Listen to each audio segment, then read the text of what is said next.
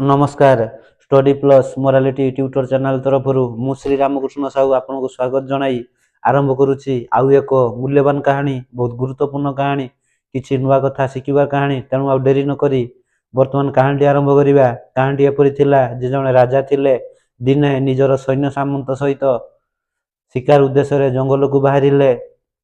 सैन्य सामंत माने किछि बाट आगे चली जाई थांती, किछि सैन्य सामंत माने राजांकर पछरे मध्ये थांती। राजा दुई सैन्य सामंतक दल मझी भागरे थांती। आगरे जो सैन्य सामंत थिले सेमाने जंगल रे किछि मिनिट पूर्वरु आगुआ पहुंची जाइथिले। तांको आगरे एक हरिणटीए पड़िथिला किंतु सेमाने शिकार करि पारले नाही। दुर्भाग्यवशत शिकारटी हाथ छड़ा होई गला। सेमाने एई कथा राजा को कहिले जे महाराज आमे जतेबेले पहुंचिलु एई किछि समय आगरु गोटे हरिण थिला किंतु आमे ताकू शिकार करि पारलु नाही, से पळे खसी पळेई गला। या परे राजा बहुत क्रोधी स्वभाव थिले तेणु से विरक्ति प्रकाश करले, समस्त को गाड़ी देले एवं समस्त सैन्य सामंत को कहले ठीक अछि तमे माने जते सबु मो सहित आसीच तमे सब राजप्रसाद को फेरी जाओ।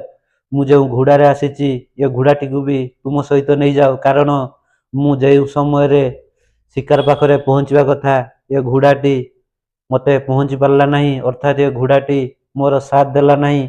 सैन्य सामंत माने मध्य तुम्हे माने मध्य मोर साथ देलो नहीं, तेणु तुमे समस्ते एवं मोर घोड़ा सहित राजप्रसाद को फेरी जाओ। सैन्य सामंत माने जेते ना कहले मध्य राजांकर गोटे जीत मु एकाकी जीवी, तमे समस्ते एठारु फेरी जाओ।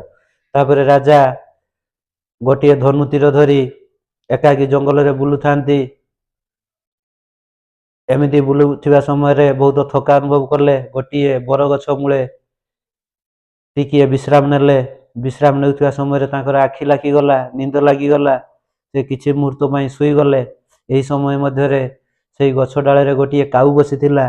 काऊटी राजांको पोशाक उपरे मलत्याग करदेला एवं काऊटी सेठारे किछि समय बसी उड़ी पळेई गला। सेतेबेଳ पर्यंत राजांकर निंद भांगी न थाए। एमिति आउ किछि समय चली गला। राजा मध्य सुई थांती। तांको सार्ट रे पक्षीर काऊर मळ पड़ी थाए। तापरे सही काऊर जागारे गोटे हंस आसी बसिला। जेतेबेळे राजांकर निंद भांगिला से देखिले तांकर सार्ट खराब होई जाईछि। तेणु से निजर क्रोध आउ संभाली पारिले नाही एवं चारिआडକୁ अनेइले।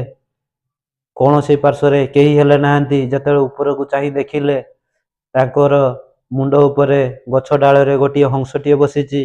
हंसटी बहुत सुंदर मध्य देखा जाउछि, कौतुकिया देखा जाउछि, किंतु राजांक मनरे क्रोध थिला जे एई हंसटी मो सार्ट रे मलत्याग कला। यह कही से धनुतीर बाहर कले एवं हंसटी को आघात देले। स्वरटी जेतेबेळे हंसर देहरे जाई बाजिला हंसटी तळे गଳି पड़िला एवं हंसटी प्राय मरिबा उपरे तार मृत्यु समय निकट होई सारथाए। सेही समय रे हंसटी राजा को कहिला हे महाराज मु मोर मृत्यु सुनिश्चित, कारण मो देहरे तीर बाजिछि, आपण सेही तीरटा को मारिचंती। तेणु मु मल्ला बेले दुईटी कथा कहूछि, से दुईटी कथा निहाती मन रखिबो। प्रथम कथाटी हेउछि जे मु हेउछि जणे दुष्टंक स्थान रे आज बसी जाइथिली, सेथि पई मते आज ये मृत्युदंड मिलिला। द्वितीय कथाटी हेउछि आपण क्रोधरे जो निष्पत्ति नेले, जेहेतु आपण जणे राजा क्रोध होई कौनसी निष्पत्ति नबा ठीक नुह। एहा परे हंसटी मरिगला। राजा मध्य मन दुखरे निज राज्य को फेरी गले। एतिकिरे कहानी सरीगला।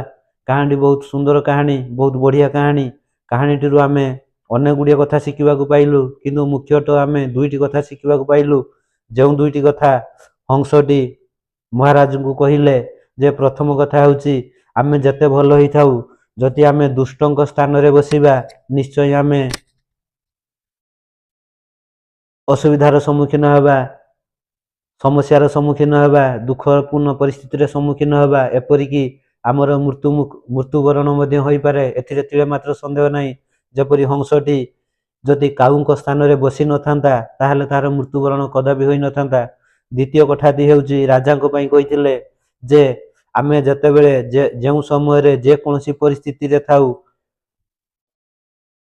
କୌଣସି ନିଷ୍ପତ୍ତି ନେବା ଆଗରୁ ଥରୁଟିଏ 1 ମିନିଟ୍ ହଉ 2 ମିନିଟ୍ ହଉ 5 ମିନିଟ୍ ହଉ ଟିକିଏ ସ୍ଥିର ମସ୍ତିଷ୍କରେ ଚିନ୍ତା କରିବା ଆବଶ୍ୟକ। କାରଣ କ୍ରୋଧରେ ଯେଉଁ ନିଷ୍ପତ୍ତି ନିଆଯାଏ ତାହାର ପରିଣାମ ବହୁତ ଖରାପ ହୋଇଥାଏ। ତେଣୁ ଆଶା କରୁଛି କାହାଣୀଟି ଆପଣମାନେ ଭଲ ଭାବେ ହୃଦୟଙ୍ଗମ କରିବେ, ବୁଝିବେ ଏବଂ ଏହାର ସାରମର୍ମ ଆପଣମାନେ ଶିଖିବେ।